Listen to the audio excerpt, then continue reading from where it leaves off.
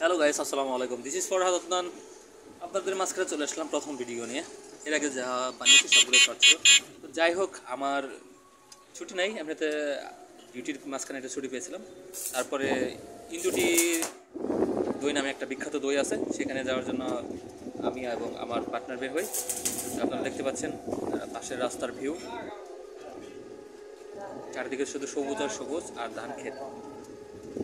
এখানে সবজি চাষ করছে। তারপরে ওই রাস্তার ভিতরে আমরা ঢুকি, ইন্দুটি খাঁটি দইয়ের বাসার দিকে আমরা রওনা দিই। এখানে দেখেন বিভিন্ন ধরনের চাষ করা হচ্ছে। এইটা দেখতে পাচ্ছেন, এটা হচ্ছে তার বড় ভাইয়ের বাসা,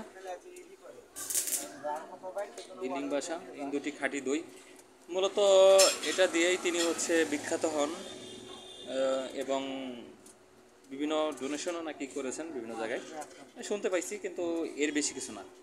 যাই হোক, আমরা দেখতে পাচ্ছেন আমরা যাচ্ছি এবং এখানে রাস্তার কাজ চলতেছে অবস্থায়। সবাই বলে যেটা কমন একটা ডায়লগ, সেটা হচ্ছে আমরা ছোট ইউজার। হ্যাঁ ভাই, আমরা আসলে ছোট ইউজার। আর বড় ইউজার করতে অবশ্যই সাবস্ক্রাইব করে পাশে থাকবেন। তারপর আমরা যাচ্ছি। রাস্তাটা তেমন সুবিধা নয়, কিন্তু জায়গাটা সুবিধা। আপনারা আসতে পারেন এমন জায়গায়, এমন সুন্দর ভিউ দেখার জন্য। নারকেল গাছ ছিল।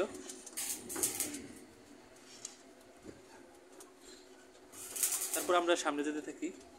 বাসা প্রথমে আমরা যাই নাই এর আগে, তো ভাবছিলাম আরও ভিতরে। একটু সামনে যাওয়ার পরেই আমরা বামে মোড় দিই। তারপর যাওয়ার সময় একটা মেয়েকে দেখতে পাই, ছোটো একটা মেয়ে। তো সামনে আছে, দেখতে থাকেন।